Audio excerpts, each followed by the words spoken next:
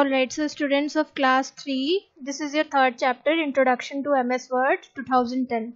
Okay, alright, so as you can see, this is your MS Word window, and the first topic of this chapter is what is the meaning of word processing software. So this is your word processing software, means we can type alphabets, numbers, symbols, and we can also insert different objects in this document. So this is the meaning of word processing software, means we can type any document, we can create any document, and we can do formatting and editing with that typed document. So this is the meaning of word processing software.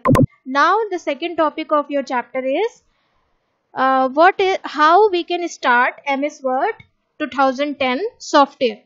So what are the steps to open the MS Word software in your computer? So this is the desktop. You can use your search box also, and you can go directly search the Microsoft Office folder and click on the Microsoft Office Word. Alright. Then the third topic of this chapter is what are the components of MS Word 2010 window. So the first component of 2010 window is this title bar. At the left of the title bar you will get your office button and the quick access toolbar. You will get undo button, redo button and save button on the quick access toolbar. In the center of the title bar you can see the name of the file and the software, and at the right of the title bar you can see these three command buttons. The second ribbon, the second component is known as menu bar. Home tab, insert tab, page layout tab, reference tab, mailing tab, review tab and view tab are some tabs of menu bar. Then the third ribbon, the third component is this standard toolbar. If we are clicking on any tab, we can see all the tools and functions of related to that tab in this standard toolbar ribbon. Now, the next component is these rulers. We are using these rulers to set the indent of a page. Now, this white blank sheet is called your work area.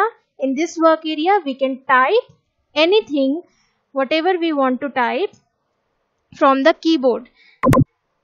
MS Word by default provides you this vertical scroll bar, and the last component of this Word window is status bar. On the left of the status bar you can see the page number, as we are on the page 1 and there are total 1 pages. How many words we have typed? 1 space if I am going to type any other word. So you can see the change in the number. So this is the second word. Now at the right of the status bar you can see different views. You can see your page in different views. For example, when I am clicking on this view, so you can see your document in this mode. By pressing the escape key you can come out from that view, and this is your magnifier, zoom control button. When you click on the minus button you can see the page decreases in the size, and when you click on the plus button you can see the page increases in the size. So these were the components of MS Word window.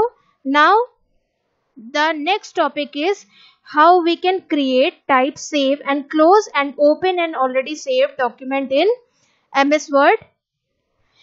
So to create a file, suppose you want to create another new file, so go to the office button.